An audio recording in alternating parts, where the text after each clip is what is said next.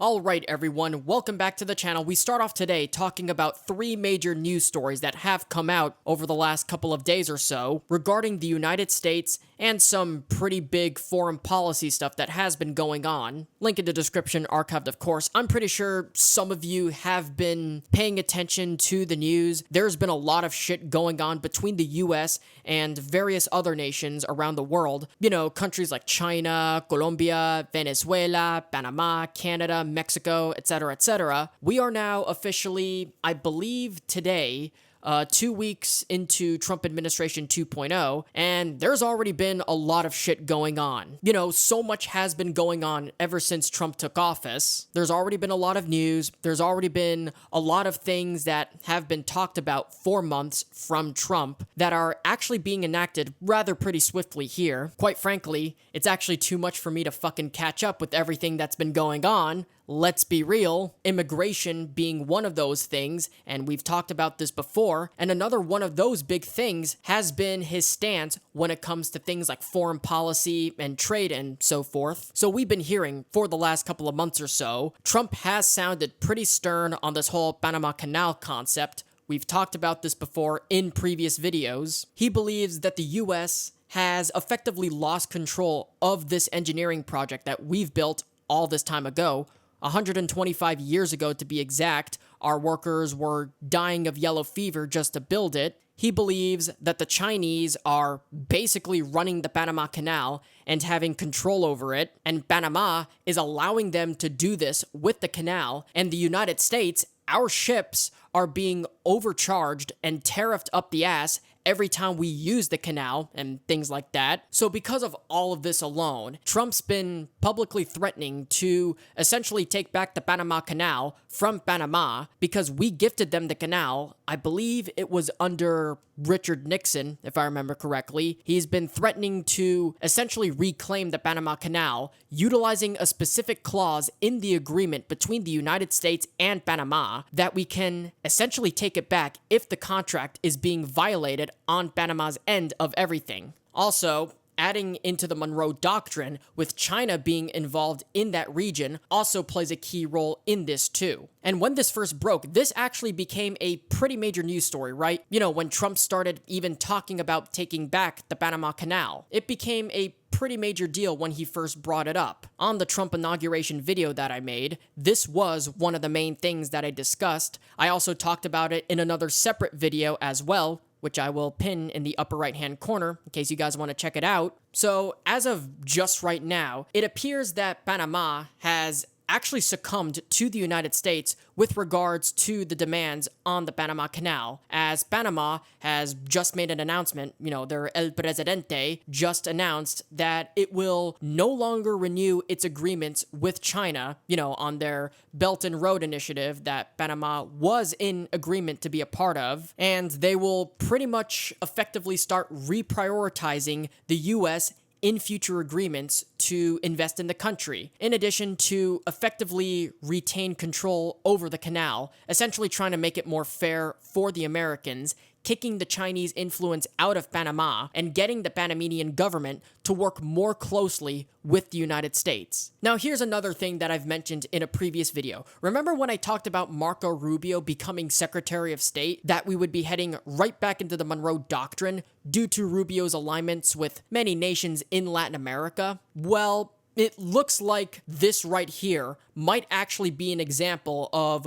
what is unfolding ever since he took over as Secretary of State, and it seems like Latin America and the Americas in general has been seen as a major focus, although not entirely, but still a pretty big focus in Marco Rubio's tenure as Secretary of State. Panama, since he did visit, is one of those examples, and more than likely won't be the only one. And there will be, I guess, more involvement with some of our allies in Latin America moving forward. So this is a pretty major victory on the US front regarding Panama, getting them closer to US diplomacy and moving them further away from China. Now, I wouldn't just stop there. Again, I would say sweeten the deal. You want a third lock so that more tonnage can go through?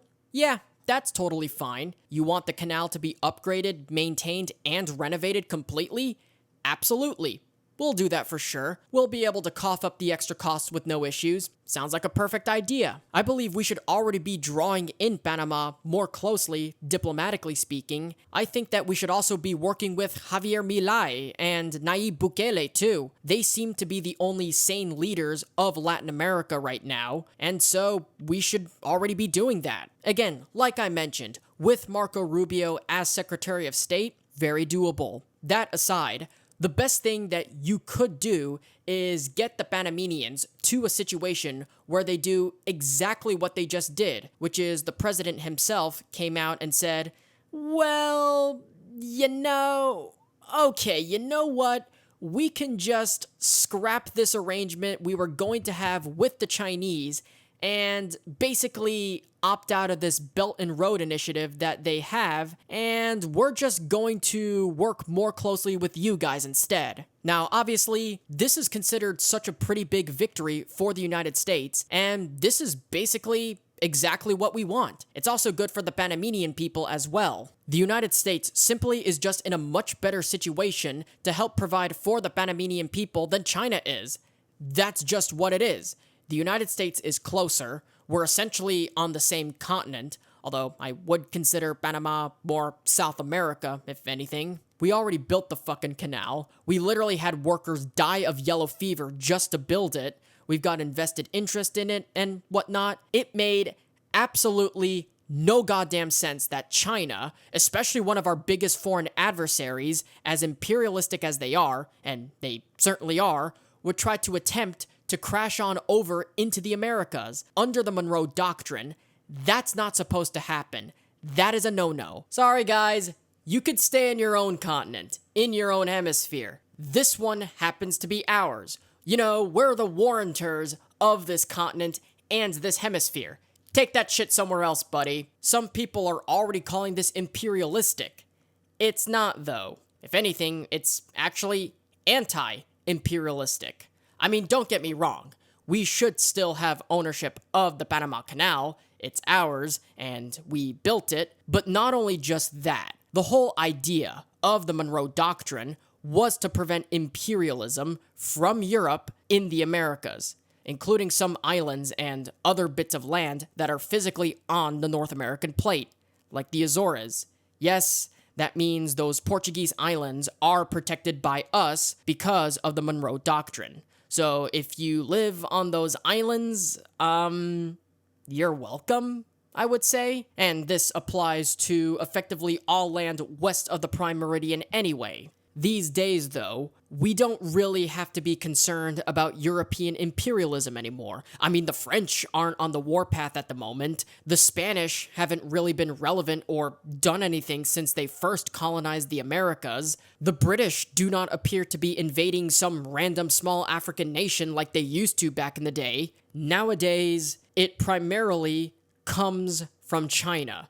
They're the main imperialists in the world, other than the United States. Now, I disagree with the whole world police shit, right? You know, I think it's wrong. I do not in any way, shape, or form believe in any kind of warmongering or any of this other bullshit, because it obviously never works, number one. It does more harm than good and kills and massacres civilizations, and number two, even if it did work, it's immoral, unethical, and completely illogical. China, on the other hand, is a different story. People like to call the United States evil and imperialistic, or that we are a systemically racist country, even though China does exactly that, but so much more worse. The United States is not a fascist country. China is. China has been imperialistic now for several decades. They're enslaving and abusing their own Muslim minorities in their own country. They've been trying to colonize other countries, some of which have attempted to kick them out because of how tyrannical they are. You even got anti-China parties in East Africa right now that only exist simply because China moved in and started building things and taking all of their resources and abusing their own people. This has happened several times actually in East Africa. And so I would say, looking after our own hemisphere, everything on this tectonic plate, and NATO in general, is probably a good idea. So the next step I would like to see is trying to purchase the land that makes up the Panama Canal zone, and then that way we can hopefully reclaim that zone and do all sorts of improvements and upgrades on the Panama Canal. I agree with Trump's Panama Canal expansion plans. I believe that there will be an expansion. I also believe that it'll be a thing of status more than anything else. I have a feeling what he's going to do, he's going to talk to the Panamanian president, and this is exactly what I said on a comment I posted on Optimus's video about the same topic. What the next step most likely will be is, okay, we kicked out the Chinese influence, and now they want to work more closely with us. Let's build a third lane, much bigger than the other two. We will reestablish the Panama Canal zone, purchase some land from you guys surrounding the canal.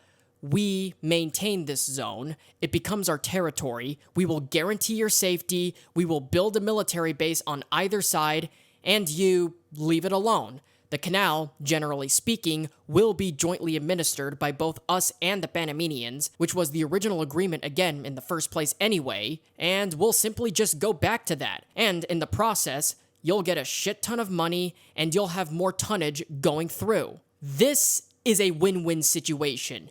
You cannot think of a much better deal than that. You get a shit ton of money, we get a shit ton of money, you save a shit ton of money, we save a shit ton of money. What really is the fly in the ointment of this? Well, okay, you're ceding semi-sovereignty over a small area of land, which we developed and originally owned to begin with. Other than that, you're suffering no drawbacks. Your country will double its GDP, we will probably increase our GDP, and we'll save a shit ton of money, which is something that we could certainly use after 4 years of brand inflation, alongside the egg shortage that we're suffering because there's a disease outbreak happening. Everyone wins. Nobody loses. It's literally a scenario in which nobody can lose effectively. I believe that this is what should be done, and it's literally what I explained on a YouTube comment when watching Optimus's video. The first step has already been made, which is that the Panamanians, shrewdly by the way, decided to step aside and say, okay, well, the US is going to assert dominion within this region. Maybe we want to be a little more respectful this time around.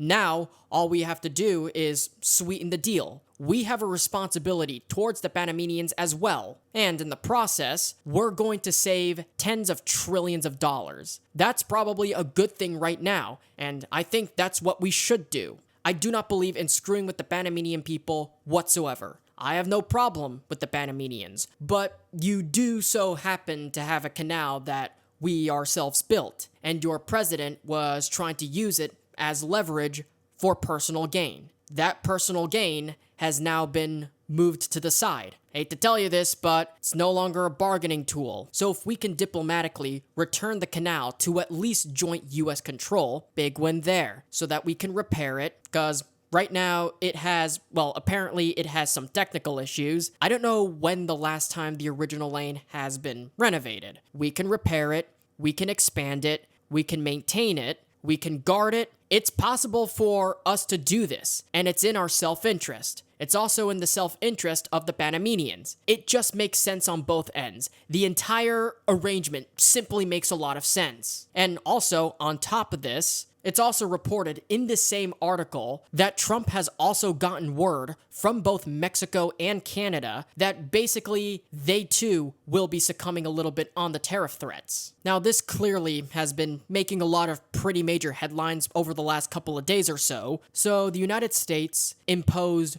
25% tariffs on both our neighbors to the south, Mexico. We put these 25% tariffs in place to try to force Mexico on stopping cartel movements of fentanyl and other drugs and illegal immigration into the southern border. In addition, the US also placed a 25% tariff on their neighbors to the north, Canada, for broadly the same reasons of border security, trying to, get the trade deficit down, things like that. So now it's been officially confirmed confirmed that Mexico agreed that there would be a 1-month pause basically on the tariffs from both sides. Mexico will be sending 10,000 of their soldiers to the US-Mexico border to try and basically tone up the security of the border, stop more of the illegal immigration, and stop more of the flow of drugs from Mexico into the United States. Canada also ended up following suit, and they too agreed to the same terms, securing their border, stopping the flow of drugs, and Trudeau even had to appoint a fentanyl czar just to help out with the situation. So the fact that these three nations of North America are working together is seen as a good thing. So those are an additional 2 wins that the US got out of this. Now, obviously, we don't like tariffs. Tariffs don't necessarily benefit the citizenry of either country. There are no winners in a trade war, obviously. But for some reason, Trump seems to use these tariffs as a tactic to use for diplomacy. And for some reason, it seems to work. It worked a couple times in his first administration, and as we just saw right now, it worked in his second administration. What Trump initially wanted was to stop the flow of fentanyl on both sides of the border. Neither Mexico or Canada wanted to allow for it. He threatens them with tariffs, then implements the tariffs. For a while, we had a little mini trade war of some sort, and they realized before, shit hits the fan, they do diplomacy and they do some form of agreement. And now, both Canada and Mexico want to secure the border, and they also want to tackle the flow of fentanyl in the country. That was the goal. The goal initially was to stop the flow of fentanyl across the borders, and it seems like the US was able to achieve that. Now, it has certainly been pretty difficult for people, I guess, to really kind of keep up with everything that's been going on as far as foreign policy is concerned and things like that, because Trump being reelected has heavily modified so massively the foreign plans of the United States. I mean, we just got news that the US is effectively attempting to shut down our US aid agency that distributes a bunch of our foreign aid to a bunch of different global countries around the world. So it seems like the US is trying to really kind of put an edge on its foreign strategy. The Trump administration seems to be more or less trying to benefit the American people and the American economy